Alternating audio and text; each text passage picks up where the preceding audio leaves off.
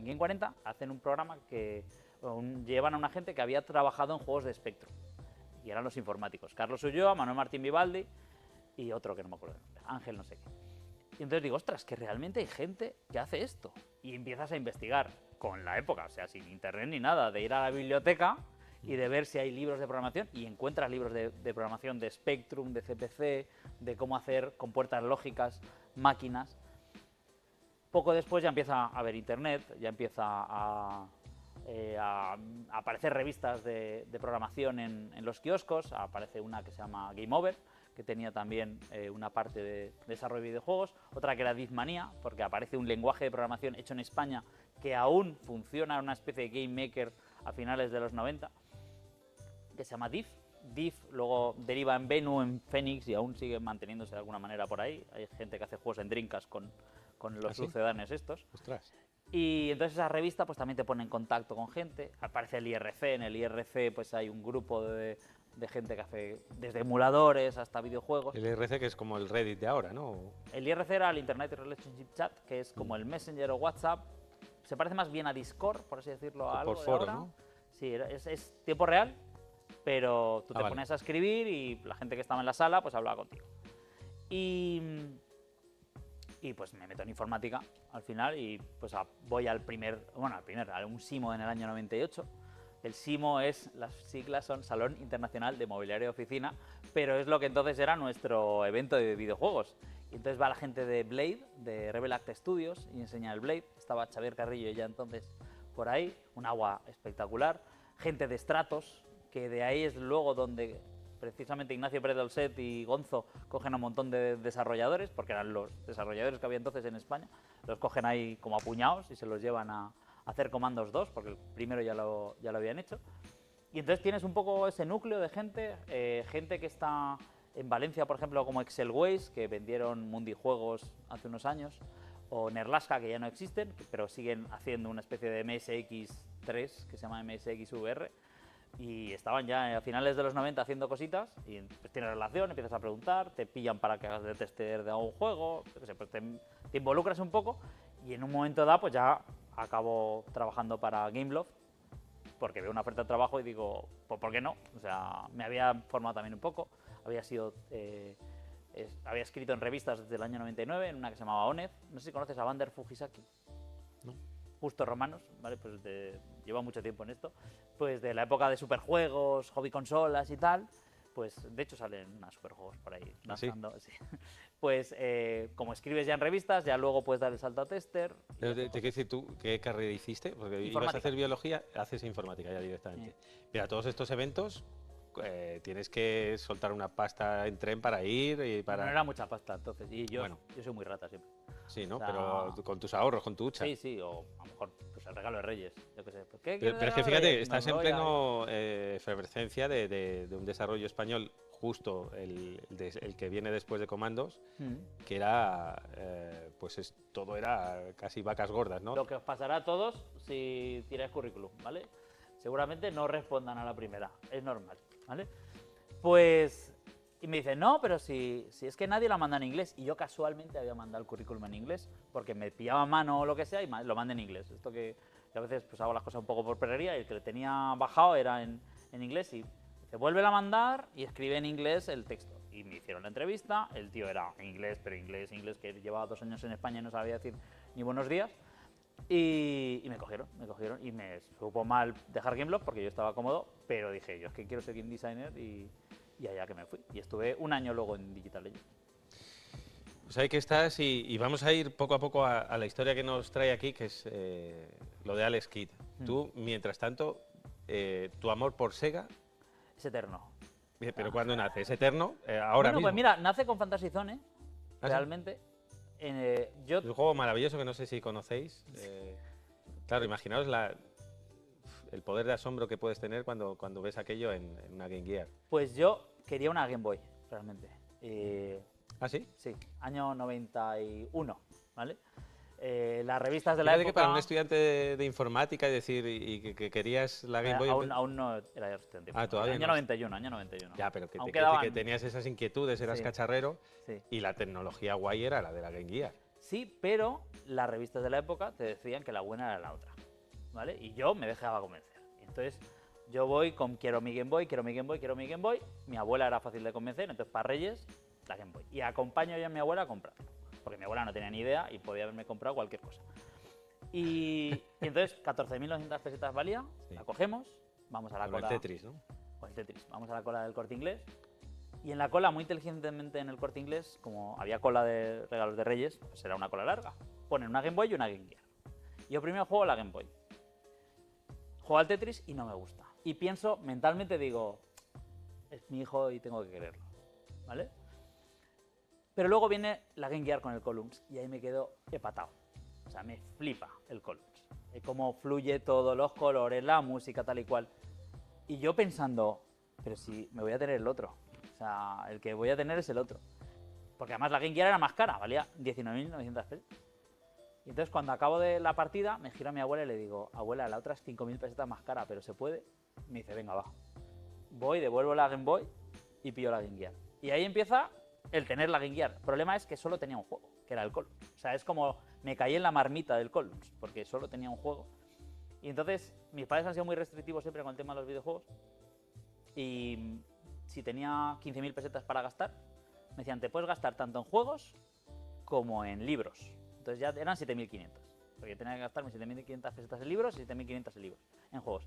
Y entonces, como tenía compañeros que tenían la Master System, pues dije, pues en vez de comprarme un juego, y caro, como el Shinobi, por ejemplo, me compré el adaptador de la Master System, que eran 5.990 pesetas, y el Fantasy Zone, porque era el más barato. Y mi madre, cuando leyó la parte de atrás, ponía, y te puedes construir tu propia nave. Y dijo, aquí al menos es creativo. ¿Y cuál es mi sorpresa cuando me pongo a jugar? Y lo primero, que siendo un matamarcianos, no va en línea recta, sino que te puedes girar. Y lo segundo, cuando tocas el suelo, no te estampas, sino que saca unas patitas y empieza a andar. Y yo me quedo como diciendo, ¿pero qué es esto? Y tiene una historia, y tiene unos colores, y una música que es marcianísima, y ahí me hago ceguero. O sea, ahí es cuando digo, esta gente que ha llegado a estas conclusiones de alguna manera, y luego ves que no es casual, que lo hacen cada X. O sea, porque Alex Kidd, también lo hemos hablado un poco antes, ¿no? Lo de copiar a, pues que evidentemente Alex Kidd se basa en Mario. Pero basándose en Mario dice, ¿qué hace Mario? Pues yo voy por ahí. Mario pega el puño para arriba, pues yo lo pego para el lado. Mario salta encima de un enemigo y te quita vida y mata al enemigo, pues aquí no. Mario, las moneditas te dan vidas, aquí tú coges las monedas y luego las usas en una tienda. Entonces, esa manera de funcionar a mí me gusta mucho de Sega. Sega era como más gamberra, ¿no? Con respecto a Nintendo, era como más transgresora. Sí. De hecho, Sonic también era técnicamente la bomba y era como más... no era cool. El mundo naif de Mario, cool. Era el que tú te querías echar de amigo para jugar al básquet, ¿no? Sí. Porque con Mario, bueno, pues te echabas muy buenos ratos, pero dices, pero yo con Sonic me iría... Tengo un problema muy fuerte porque no entiendo la magia de Mario. Entiendo que es un personaje versátil y que puede hacer cualquier cosa, esa parte la entiendo, pero que es un fontanero neoyorquino. O sea, quiere decir que no, o sea, no tiene ninguna gracia, realmente, si lo piensas bien. Y en cambio Sonic al menos pues es un erizo azul que corre. Pues bien, sí. Bueno, aunque Alex es el que le echas... Y Alex Kidd es Goku. Porque Alex Kidd originalmente iba a ser Goku. No les dejan... Verdad, sí, es verdad. No me acordaba yo de eso, es verdad. No les dejan usar a Goku porque Sega ya había trabajado antes con Shueisha para Golgo 13, creo que era. Y entonces creían, como eran colegas, que no iba a haber ningún problema con Goku. Y dice, no, es que ya hemos firmado un acuerdo que aún está activo con Bandai Namco. Ese acuerdo aún funciona. O sea, ese acuerdo original es el que sigue activo. ¿Se va renovando? O... Sí, se va a ir renovando y aún Shueisha tiene el acuerdo. Casi todos los juegos de Dragon Ball han salido con Bandai Namco, o Bandai o Namco. ¿Y qué hubiese pasado si hubiese pues estado entonces con sería, Sega? Pues no hubiera salido. Alex Kidd creo que ya existía como personaje, pero no era el del Alex Kidd y Miracle World, era el de Alex Kidd de los Stars. Y entonces, pues a lo mejor pues hubiera tenido menos recorrido. Pero... ¿Y empiezas a coleccionar? Porque me ha sorprendido, ¿no? Tengo una colección de manera casual. Ah, de casual. Porque me ha sorprendido la cantidad de piezas que tienes. Que me dices, no, esto tengo yo una... Sí, pero es casual. O sea, que no, de hecho, si un día se queda en mi casa... Sí, no eres completista de Sega, de... Tengo todos los Fantasy Zone, incluso... pero no hay muchos, hay como 5 o 6, no hay muchos Fantasy Zone. De hecho, el Alex Kidd, por ejemplo, de caja europeo no lo tengo. Tengo el japonés porque estaba a 100 yenes. Y lo vi y dije, joder, por 100 yenes, ¿cómo no me voy a comprar? Que eso es mi manera de funcionar, casi todo. O sea, de en plan de, si veo una cosa que está tirada de precio, pues la cojo. Lo que pasa es que como vas encontrando... Ramón es de los que ve precios tachados y luego abajo otro y dices, y ya miras, ¿no? De los de compra de descuento, ¿no? Eso es. A veces te das cuenta que tienes dos veces lo mismo. Entonces, claro. Dices, mierda. Y bueno, pues un buen día ya, una vez que tú estás, evidentemente ese amor por Alex Kidd sigue estando dentro, pero ¿cómo es el proceso que dices, ostras, ¿por qué no desarrollar un juego y volver a reflotar? Porque Alex Kidd, ¿en qué momento se deja de hacer? Alex Kidd en el año 91. Cuando yo entro a jugar a videojuegos, es el último Alex Kidd. Y ya no hay más. Ya no hay más hasta que lo sacamos nosotros en el año 2021. Y para mí, cuando yo entro, había muchos. Había 6 o 7 Alex Kidd. O sea, que era como un personaje muy mítico. Yo iba al Corte Inglés y estaba ahí. La gente jugaba, la gente le gustaba. Funcionó, ¿sabes si funcionó más en España que en otros? Porque en Los España dos funcionó muy bien. Con países principales donde no hemos visto el amor han sido Brasil y España. Claro. O sea, y en Francia también funcionó muy bien. ¿Y por qué en otros países no? Pues los motivos por los cuales... está ligado a la Master System 2, porque como te venía incluido. Y también por el tema de cuándo entra la gente a comprar videojuegos. Que eso es por lo que, por ejemplo, la historia esta de que la NES es la que triunfa, que es verdad, la NES es la que triunfa en todo el mundo, menos en Europa y en Brasil. En Europa es porque teníamos los ordenadores estos, Spectrum, CPC, tal y cual, y ahí o das el salto a la Amiga, que es más caro, o pasas a las consolas. Y la Master System era como la barata. O sea, era más barata que la NES, tanto la consola como los juegos. Y o sea, si lo ves, no es porque yo sea ceguero, pero si pones un juego al lado del otro, pues uno es más bonito que el otro. Tiene más colores, etcétera, etcétera. Entonces, muchos padres acabaron comprando eso para sus hijos y entonces tú ibas con el Alex Kidd, lo tenías en casa. Es curioso que yo siempre creí, es una cosa tonta de recuerdo de infancia, que creía que era del Corte Inglés porque tenía el triangulito de la Master System. La que está aquí tiene un triangulito, sí. Y claro, como era la época de Investrónica del Corte Inglés, vale, esto es la consola del Corte Inglés. Sí. Le pasa a mucha gente, De aquí, claro.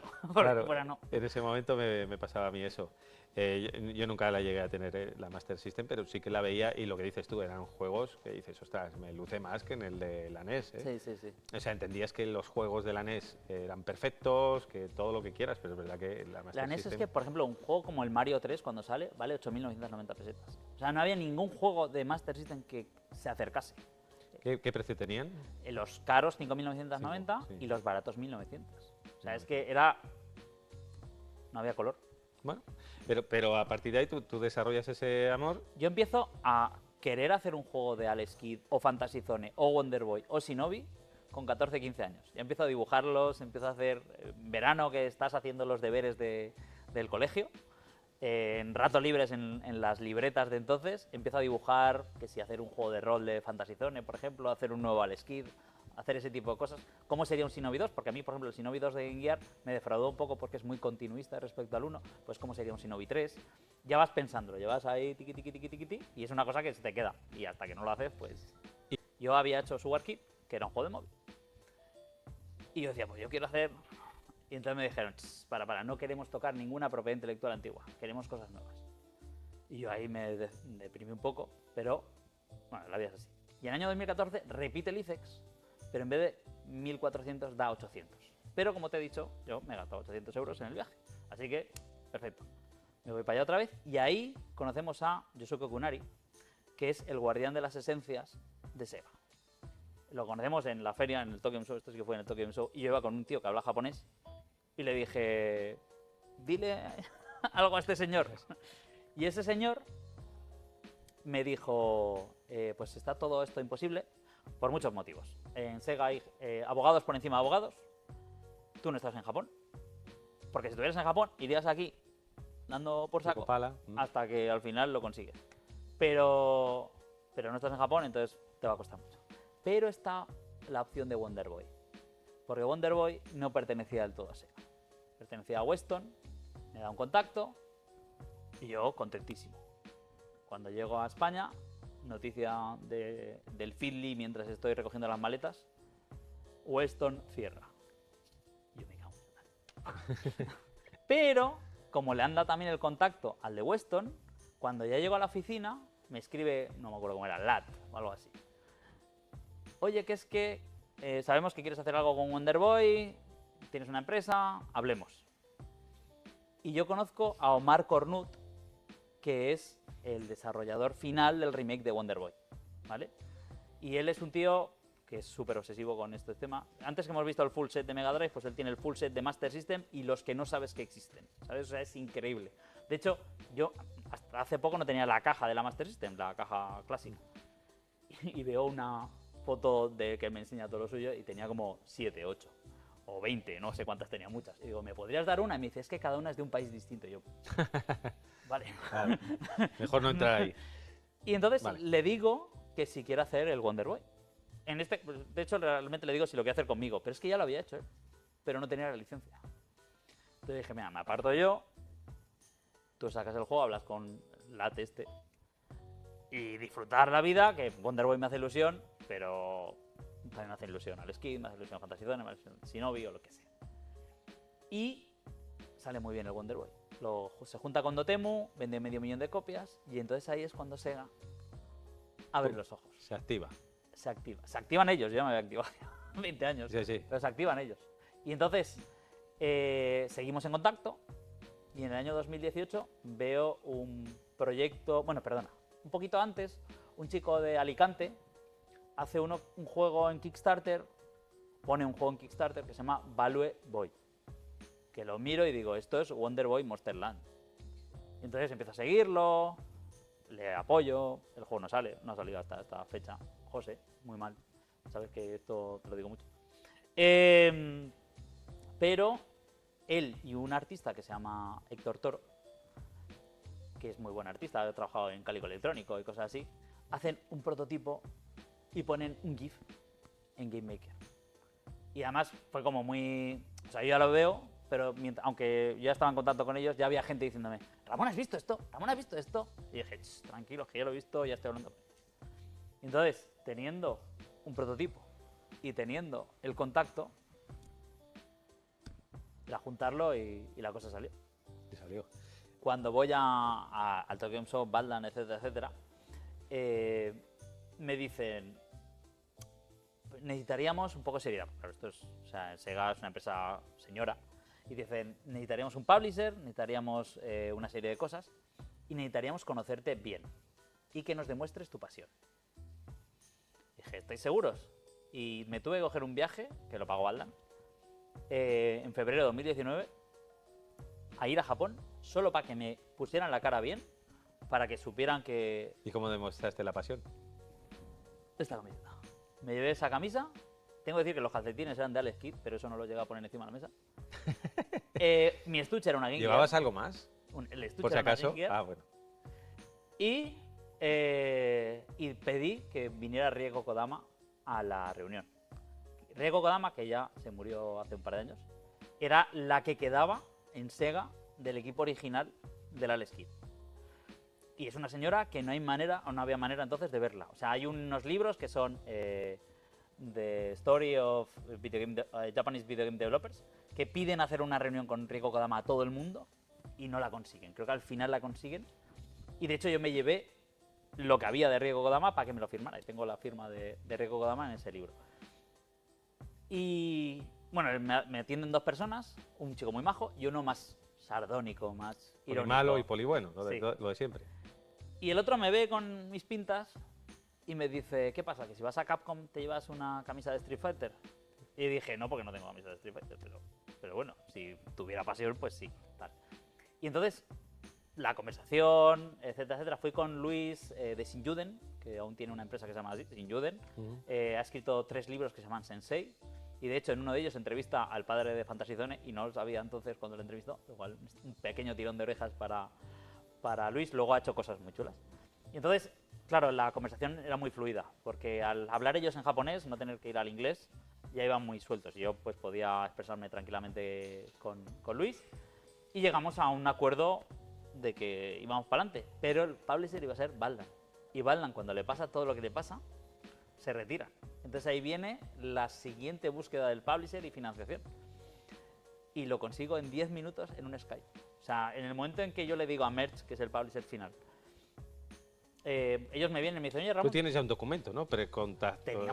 Teníamos, no teníamos un documento firmado, era de palabra, con Sega, pero los japoneses son muy de mantener la palabra. Hay historias ya, muy pero los legendarias. publishers no. O sea, no, pero el acuerdo era mío con Sega. Sí, pero te quiero decir, ¿cómo convences tú al publisher sin un documento? Te digo más, hay un momento en el cual el publisher quiere hacer el juego con su equipo y me dicen, tú estás y el resto del equipo no. Y dije, ni de broma. O sea, el equipo es el que hemos hecho esto y hay que mantenerlo. Si no quieres, pues hay otras cosas. Pero ahí mantuvimos un poco toda la palabra, la verdad. Y al final hubo un acuerdo contractual, hubo de todo tipo. Merch nosotros Sega Merch. O sea, ahí hay varios acuerdos. Y bueno, todo esto viene porque el CEO de Merch Games, que ya lo conocía de la época de Acrado Monsters, me dice, oye Ramón, buscamos un proyecto de menos de medio kilo. Y le dije, pues tengo este por aquí. Se lo enseño. Tienen un brasileño en el equipo entonces. Y en el momento en el que lo dice... Seguero también, ¿no? Un brasileño y que no sea Seguero es muy extraño. O sea, allí es más famoso Alex Kidd que Mario Bros. O sea, son duras declaraciones, pero es así. Bueno, pues dime en qué otros proyectos estás. Hay uno de una IP. La verdad es que aún no lo hemos anunciado. De hecho, no hemos firmado el acuerdo. ¿También japonesa? Española. Está en el Oxxo. De Dynamic. De Dynamic. Puede ser. Abusin Bell o... Estaría guay, Abusin Bell. A mí me gustaría After the War, no te voy a decir lo que no es. Pero After the War, realmente, como coge cosas de Mad Max... Pero no, es... vieron el Alex Kidd, la gente de Dynamic, y dijeron, oye, ¿por qué no haces algo así con nuestras... Y es que pues hablemos. Entonces estamos ahora... Tiene tiros. Que va a salir, ¿no? Va a salir esa Si cosita. no pasa nada, va a salir. Yo no creo que porque lo diga en público, o sea, no, porque esté diciendo esto, vaya a cortarse el acuerdo. Pero no voy a decir el nombre. Ya, yo te dejo que lo adivines.